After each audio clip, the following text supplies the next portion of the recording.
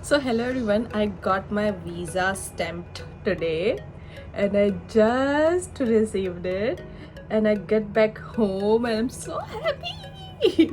Okay, so I'm so happy that I got my visa today for 10 years. Yes. I know this for 10 years. So yes, I am walk you through all the process that I did for this passport collection to visa for interview and everything. So keep watching this video and I'll let you know everything. So सबसे पहले आप जब आपका D160 form भर के हो जाएगा तो आपके पास उसकी कंफर्मेशन की कॉपी होगी, आपको वो प्रिंट आउट निकालनी है.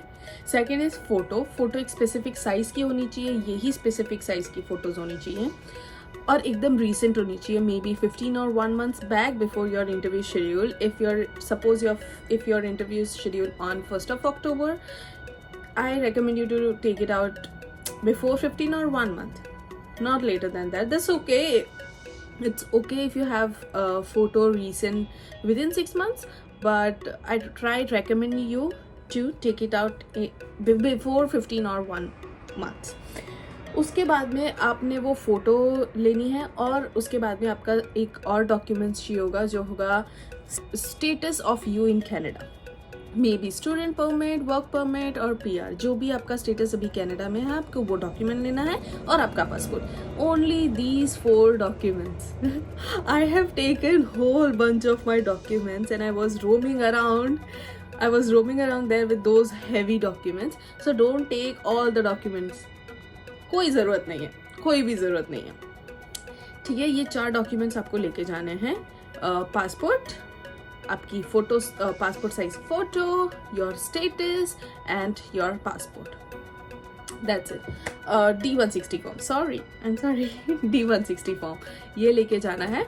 मैंने जो लोकेशन चूज़ की थी for my interview, it was in downtown में जो ये लोकेशन है वो बहुत ही नज़दीक है सबवे से भी. आप अगर गाड़ी लेके भी आते हैं तो वहाँ पार्किंग फैसिलिटीज़ भी है, पेड पार्किंग भी है बहुत सारी. आप वहाँ कहीं भी पार्क करके आराम से आप अपना इंटरव्यू दे सकते हैं. Location was very good. अब मैं बात करती हूँ कि आपका प्रोसेस कैसे होगा. सबसे पहले जो आप अगर अपना बैग, अब सपोज आप गाड़ी नहीं लाए हैं और ऑल अलोन आए हैं और आपके पास में बहुत सारी चीज़ें हैं. कभी कभी ऐसा होता है ना कि वो लोग इवन कार कीज़ भी अलाउ नहीं करते हैं एम्बेसी के अंदर. कुछ भी अलाउड नहीं है, ना फ़ोन, ना स्मार्ट वॉचेस, कुछ भी नहीं. Sometimes they don't even allow the car keys. So for the safer side I recommend you go with someone. मैं किसी के साथ नहीं गई थी बट वहाँ पे ये फैसिलिटीज़ भी है. वहाँ पे एक A1 ज़ेरोक्स सेंटर है जहाँ पे उन लोगों ने लॉकर्स बना के रखे हैं और वो लोग कुछ चार्ज करते हैं वो लॉकर्स में आपके बैग रखने का. एंड एक कन्वीनियंस स्टोर भी है. मैंने वहाँ वो कन्वीनियंस स्टोर में रखा था. बहुत ट्रस्टवर्दी है, कोई टेंशन की बात नहीं है. $15 लिए थे उन्होंने मुझसे फॉर माई बैग और सब कुछ. कुछ टाइम बाउंड नहीं था कि टाइम पे होना चाहिए, मतलब ये for some limited time. It's nothing for the time. $15 unlimited time. तो हाँ, मैंने वो कन्वीनियंस स्टोर में रखा था अपना बैग और उसके बाद में टिम हॉर्टन्स की कॉफ़ी लेके मैं चल पड़ी थी मेरा इंटरव्यू देने के लिए. अब तो मैं आपको जैसे सपोज मेरा इंटरव्यू का टाइमिंग जो था वो 10 बजे था. ठीक है, 10 बजे.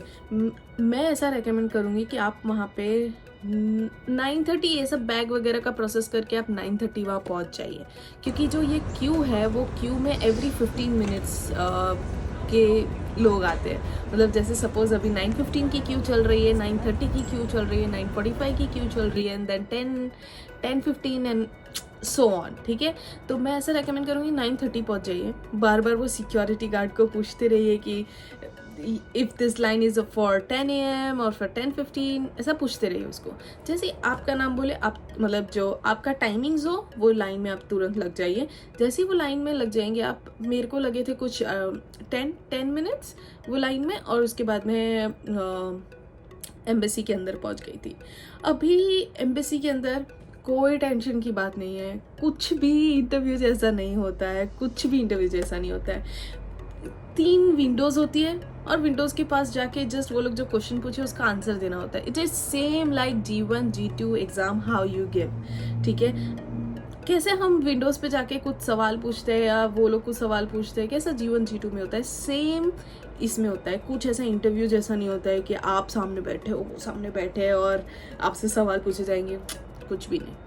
मेरे को भी पहले ऐसा बोल दिया था, ये इंटरव्यू में ये पूछते हैं वो पूछते हैं, तो मैं भी थोड़ी सी डरी तो हुई थी, पर देन जब अंदर जब गई तो कुछ था ही नहीं। मतलब पूरा प्रोसेस मैंने सिर्फ 10 मिनट, हाँ 10-15 मिनट में पूरा प्रोसेस ख़त्म हो गया था।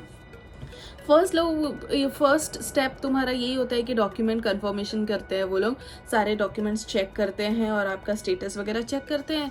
सेकंड स्टेप होता है बायोमेट्रिक्स, जहाँ पे आपके फिंगरप्रिंट्स ले लिए जाएंगे, फर्स्ट सेकंड और सब थम्स, दोनों थम्स के फिंगरप्रिंट्स ले लिए जाएंगे, बायोमेट्रिक्स हो जाएगा। जैसे ही वो बायोमेट्रिक्स हो जाएगा, आपका थर्ड विंडो पे जाना है। थर्ड विंडो पे होती है इंटरव्यू।